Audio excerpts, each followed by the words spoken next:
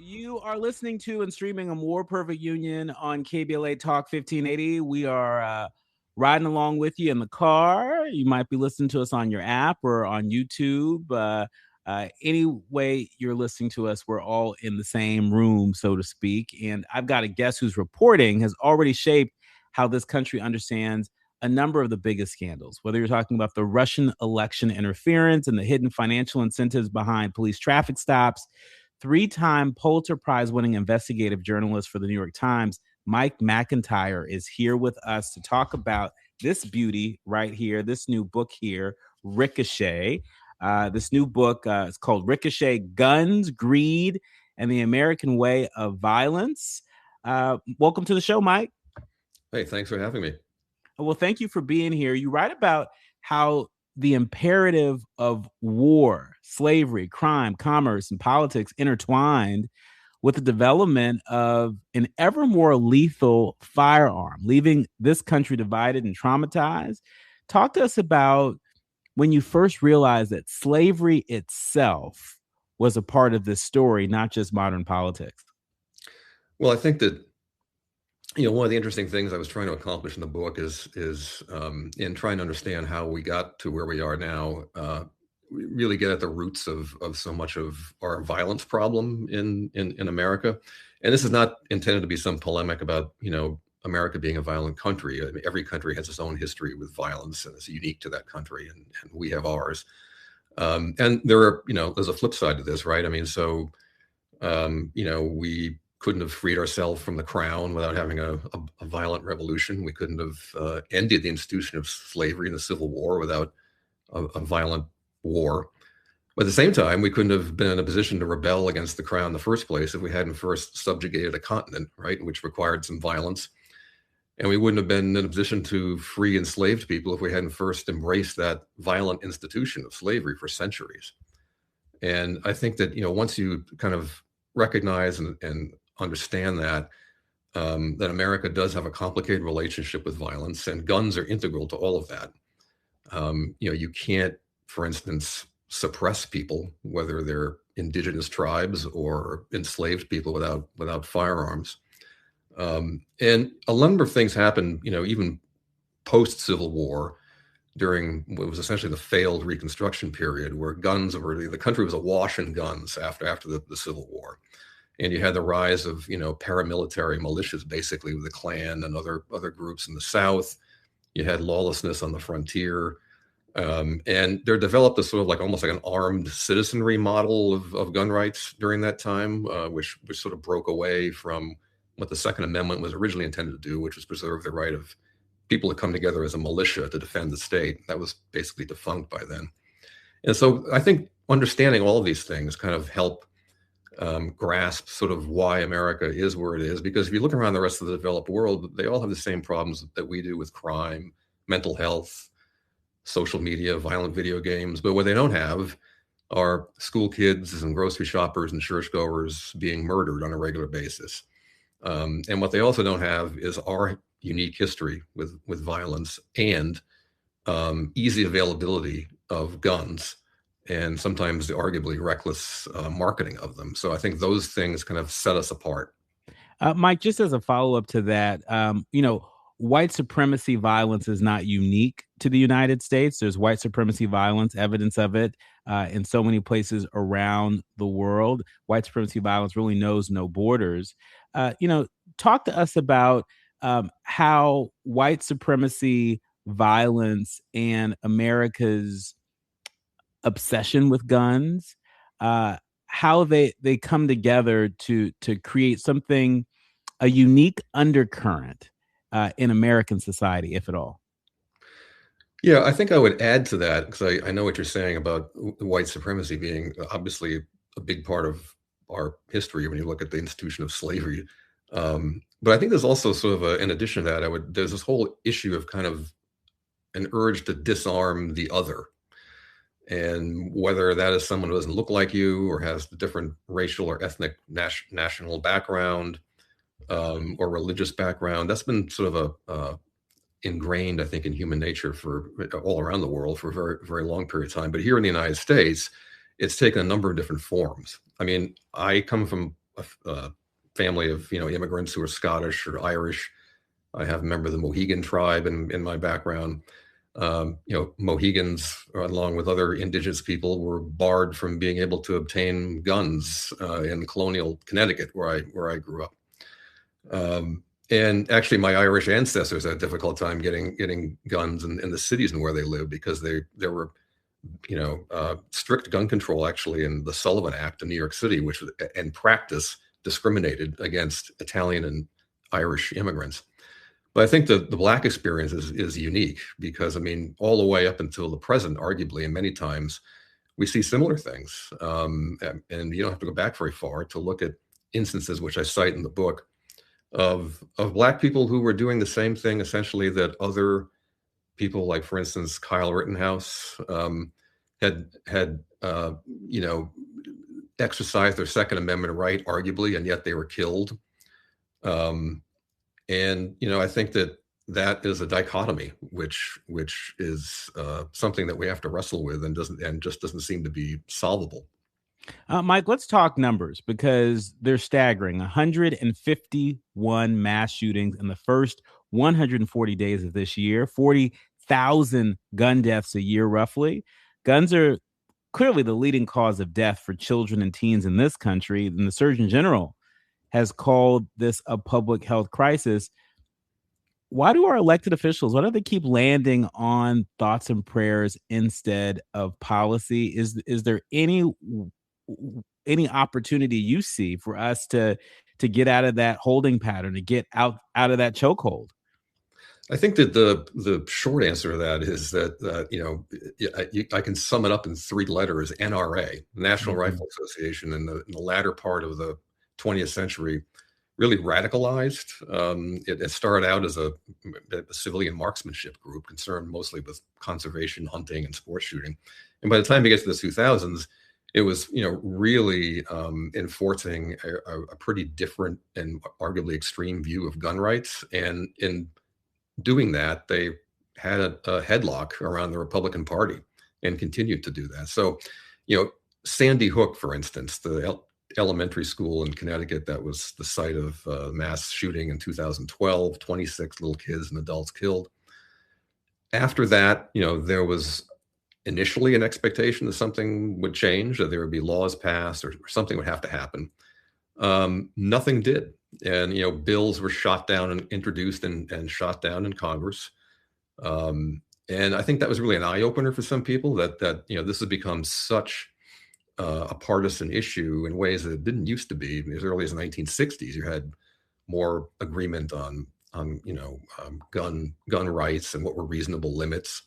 And today, it's just basically impossible with this particular Supreme Court that has adopted, a view of the Second Amendment, which makes it very, very difficult for state legislatures or Congress to pass any kind of laws limiting the ability to possess and use a gun.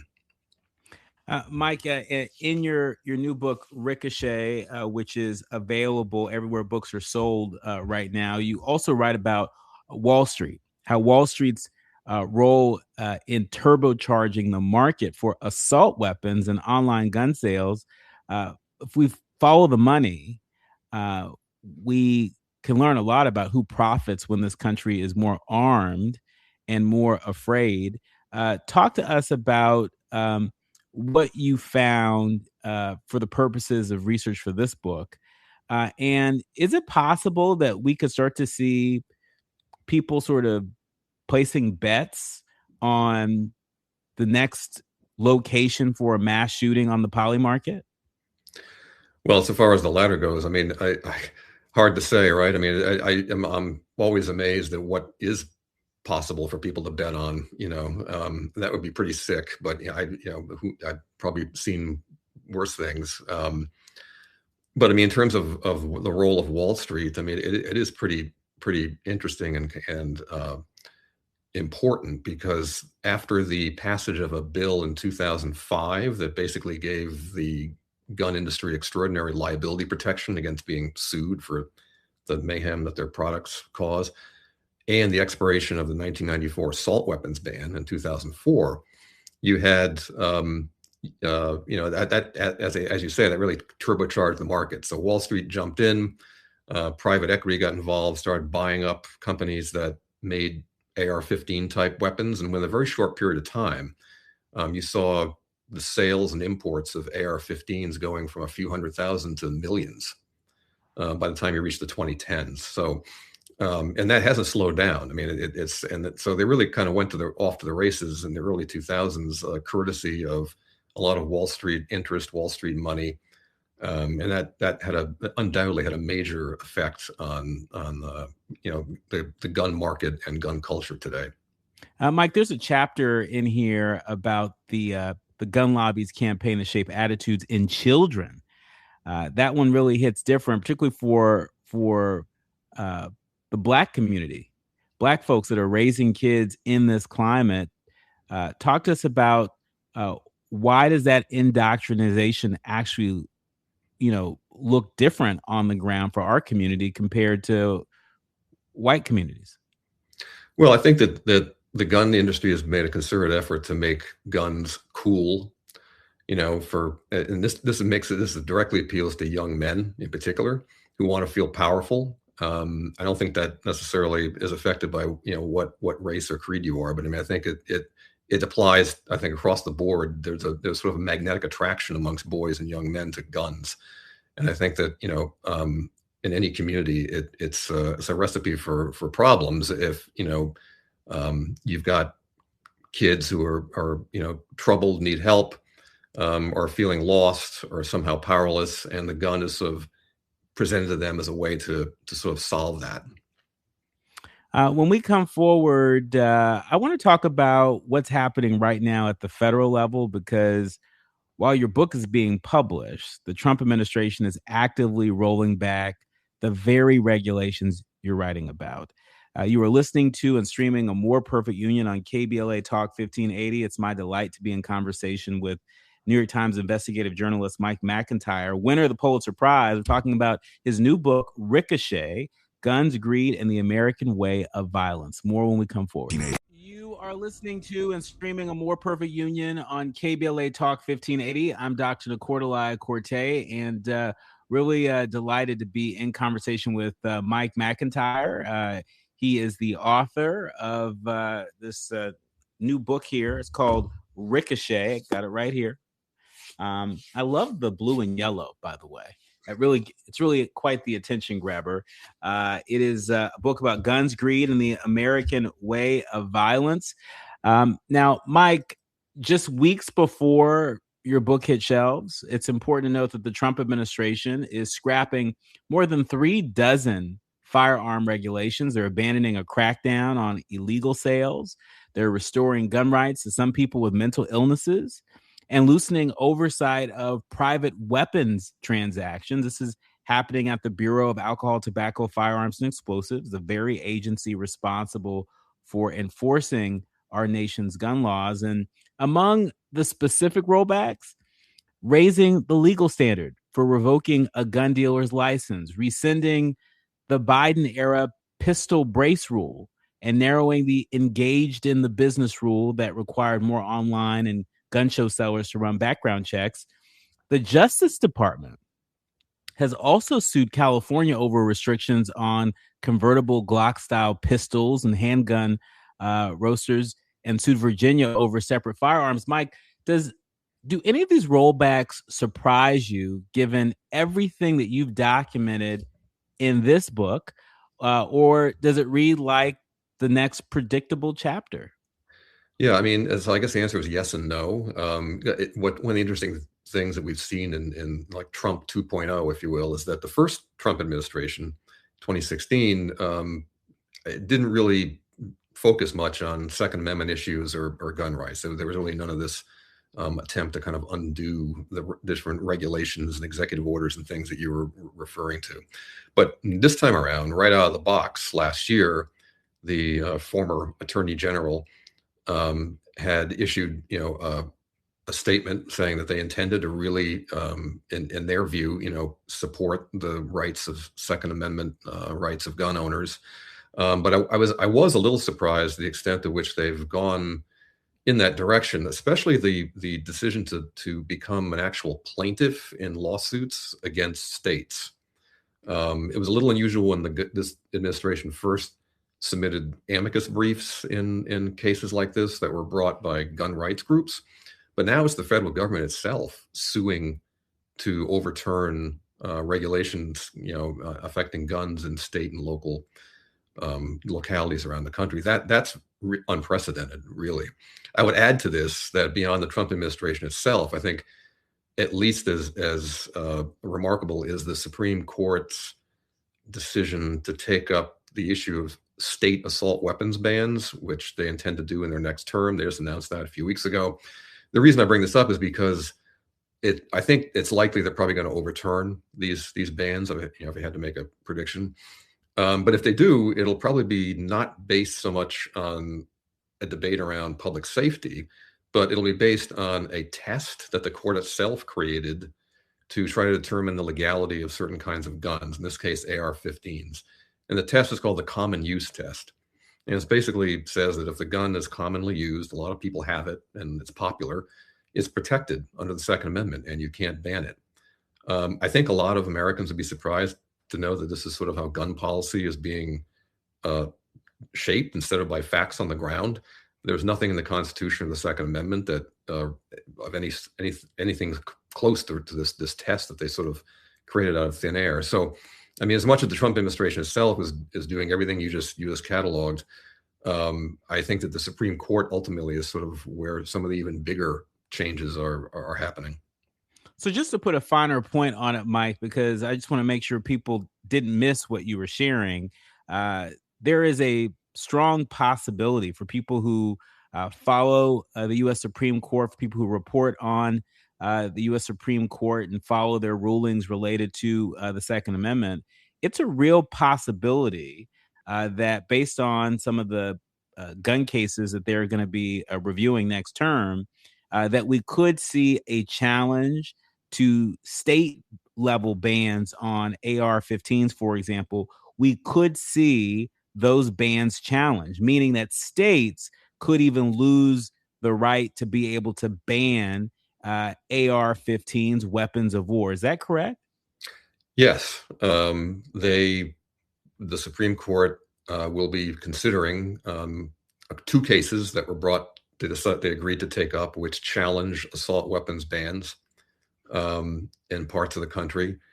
And as I was indicating, there's every reason to suspect that the majority, at least on the court, could agree with these plaintiffs who are gun rights groups to overturn the bans based on the common use test I was referring to.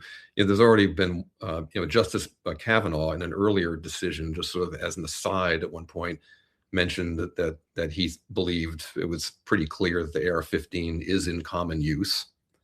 And that is really, I think, going to be the crux of how they decide this decision. And if that's the case, then yes, it's very likely these bans will be overturned. Mike, there are critics that call this a gift to the gun industry timed around a national holiday. Supporters call it restoring Second Amendment rights that were never supposed to be limited. As a reporter, not an advocate, what does the actual data tell us about what oversight, like the engaged in the business rule, was preventing? Explain that a little bit more. What are you asking? So remember earlier I was sharing that there are sort of a number of measures that the Trump administration was taking, Yes. a number of rollbacks. Mhm. One of those rollbacks is the engaged in the business rule that required more online and gun show sellers Right. to run background checks. And so in light of that, I'm trying to get a sense of this from a Gotcha. reporter's perspective, not an advocate, about Sure. what that rule was really preventing based on the data. Yeah, no, good question. So, one of the interesting things about the way that the gun economy exists in the United States is that typically in the past you need to obtain a federal dealer's license if you're going to set yourself up as a seller of guns. But there are some loopholes, if you will. One is if you sell guns, but not in a way that kind of makes it a regular commercial enterprise. Like if you want to go set up a table at a weekend gun show and sell some guns, you don't need to get this license.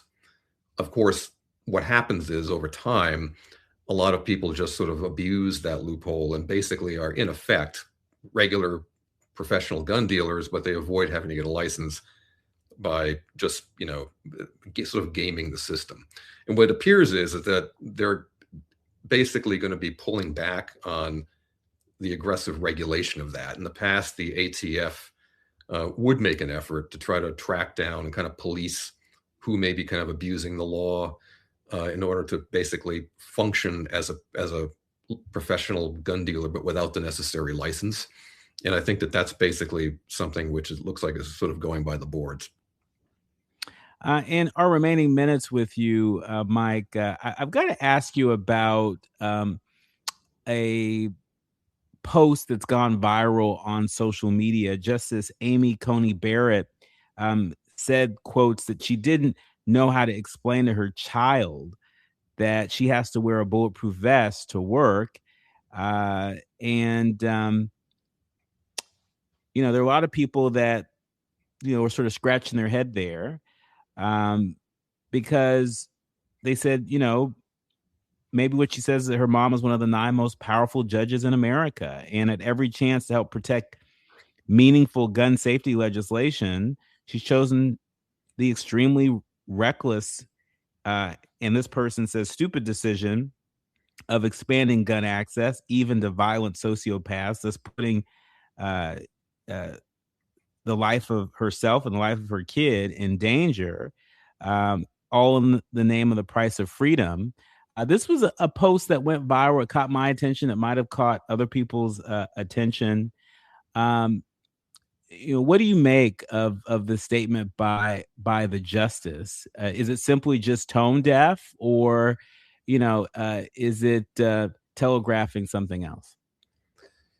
It's hard to say with Justice Coney Barrett, because I mean, she definitely has come down in favor of gun rights and rulings, but she's also sort of gone the other way in some of her commentary and other cases. But in terms of the issue of safety of people in public life like this, I mean, this has been sort of a bit of a head scratcher for a very long time. I mean, you do get public officials who are very much pro gun rights, who at the same time find themselves in a situation like the justice is describing. I think that what their argument would be is that it's not the gun that's the problem, that it's mental health, it's political polarization, it's our culture, it's society. And so you end up in this, and this is where the two sides in this debate really can't find any common ground, it seems. You have one side that basically says, it's the person, not the gun. I think the other side says, well, it's the gun, but also obviously the person has something to do with it too. But as long as you stake out these kind of polar opposites views, it's very hard to sort of meet in the middle. And I think I return to what I was saying at the outset, that, we have a lot of the same problems as other countries do with mental health. Other countries have people who are, who are insane or need help, and yet they don't have the gun violence problem as we do. And so when you look at it that way, the issue of the gun itself and the easy accessibility of it and the culture that kind of idolizes it and glorifies it, I think really comes into play. And so it makes it harder, I think, to accept the argument that somehow, if only we did more for mental health or tone down our political rhetoric, that everything would change. Because I think at the end of the day, a lot of it does come down to, we have more guns in this country than people. And so, that is a uniquely difficult problem for us to face.